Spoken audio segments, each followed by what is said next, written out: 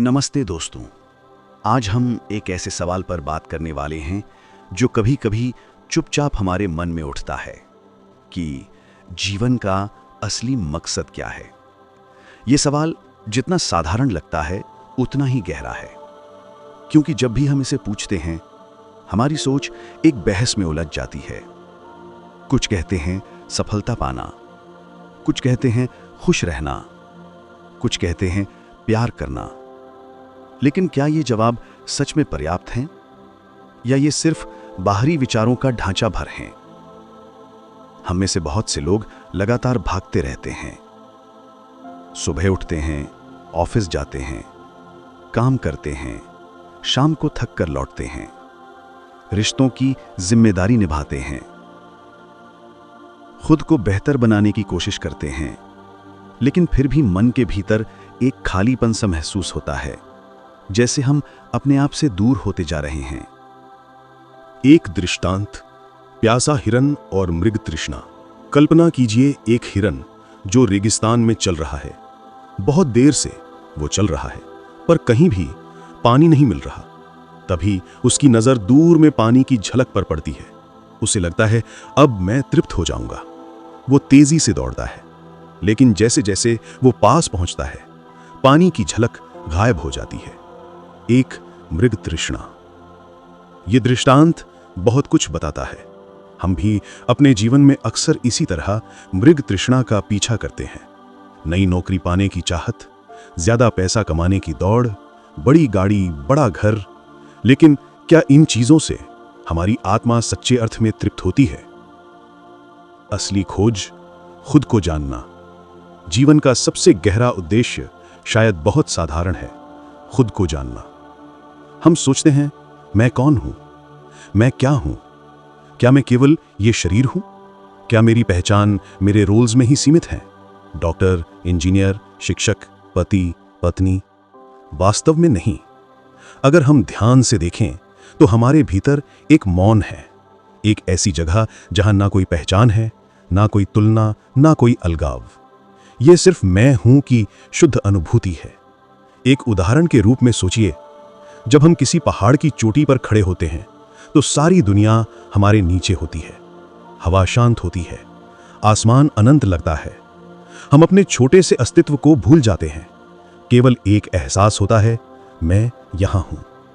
वही एहसास, वही मौन, वही पूर्णता का अनुभव हमारे जीवन का सबसे बड़ा उद्देश्य हो सकता है।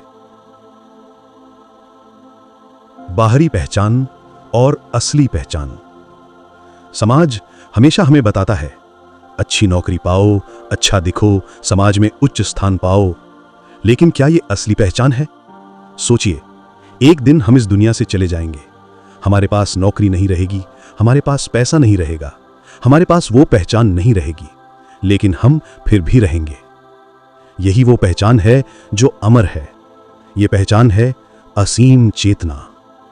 एक बहुत सुंदर दृष्टांत यहां उपयुक्त रहेगा। एक गुरु और शिष्य की कहानी। एक बार एक शिष्य अपने गुरु से पूछ बैठा, गुरुजी, मैं कैसे जान सकता हूं कि मैं वास्तव में कौन हूं?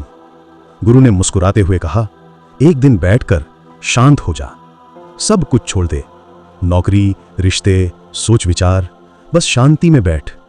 जब सभी आवाजें शांत हो जाएंगी, तब उस मौन में तू स्वयं को महसूस करेगा। यही तेरा असली स्वरूप है। शिष्य ने कठिन साधना की, कई दिनों तक बैठा रहा। धीरे धीरे उसने महसूस किया, वो जो सोचता था कि वो है, वो उसके विचार मात्र थे। वो जो समाज से जुड़ा था, वो केवल एक परत थी। वो स्वयं एक अनंत चेतना का अंश था। हमें मन को समझना भी जरूरी है। विचार आते रहते हैं, भावनाएं उठती रहती हैं, लेकिन उनका स्थायी स्वभाव नहीं होता। जैसे तालाब की सतह पर लहरें उठती गिरती हैं, लेकिन तालाब का तल गहरा और शांत होता है। हम भी उस गहरे तल से जुड़ सकते हैं। जब हम अपने विचारों से एक कदम पीछे हटकर देखें, तब हम समझते हैं, मैं विचार नहीं हूं, मैं उनका दर्शक हूं। ये समझना ही आत्मबोध की शुरुआत है, खुशी का असली स्रोत। हम सोचते हैं कि जब मेरे पास अच्छा पैसा होगा तभी मैं खुश रहूंगा। जब मेरी शादी होगी तभी मैं संतुष्ट रहूंगा। लेकिन सच्चाई यह है कि खुशी अभी के इस पल में है। एक दृष्टांत, एक वृद्ध किसान की कहानी। एक बार एक युवक बड़े सपने लेकर एक किसान से मिला। युवक ने पूछा, किसान जी, क्या आपने कभी सोचा कि आपके जीवन का मकसद क्या है? किसान ने मुस्कुराकर जवाब दिया कि मेरे लिए मकसद यह है कि मैं हर सुबह उठूं, खेत में काम करूं, प्रकृति की सेवा करूं और अपने परिवार के साथ खुशी से रहूं। मैं भविष्य के लिए नहीं जीता, मैं इस पल को जीता हूं। यही मेरे जीवन का अर्थ है। युवक को समझ आया कि खुशी किसी बाहरी वस्तु में नहीं, बल्कि इस सरलता में छुपी है। प्रेम जीवन का सबसे गहरा उद्देश्य। जब हम बिना शर्त प्रेम करते हैं तो हम खुद को भी मुक्त कर देते हैं। प्रेम केवल रोमांटिक रिश्ते का नाम नहीं है, ये एक अवस्था है, एक ऊर्जा है। कल्पना कीजिए, एक बच्चा अपनी माँ को बिना किसी अपेक्षा के प्रेम करता है। माँ भी अपने बच्चे को निस्वार्थ भाव से प्रेम करती है। किसी चीज की मांग नहीं, केवल देने की भावना। यही प्रेम का असली स्वरूप है। जब हम इसी तरह के प्रेम को अपनाते हैं, अपने आप से प्रेम, सृष्टि से प्रेम, हर जीव से प्रेम, तो ना केवल दूसरों को सशक्त करते हैं, बल्कि स्वयं भी समृद्ध होते हैं। वर्तमान में जीने की कला। अक्सर हम सोचते हैं कि जब मेरी सारी समस्याएं हल हो जाएंगी तभी मैं खुशी से जी सकूंगा। लेकिन सच्चाई यह है कि हर समस्या के बीच भी एक क्षण आता है जहां हम पूरी तरह से शांति का अनुभव कर सकते हैं। एक दृष्टांत, एक संत की कहानी। एक बार संत जी के पास एक व्यक्ति आया। बोला, संत जी, मैं अपने जीवन से परेशान हूं। हर दिन मुश्किलें आती रहती हैं, मैं कब आराम करूंगा? संत जी मुस्कुराए और बोले, जब तुम ये समझोगे कि शांति बाहर नहीं, भीतर है, जब तुम हर सांस को महसूस करोगे, जब तुम हर पल को स्वीकार करोगे, तब तुम्हें लगेगा मैं शांत हूं, मैं यहां हूं, यही पर्याप्त है। दोस्तों, इस विचारशील यात्रा का यह पहला भाग था। अभी हम थोड़ा और गहराई में जाने वाले हैं।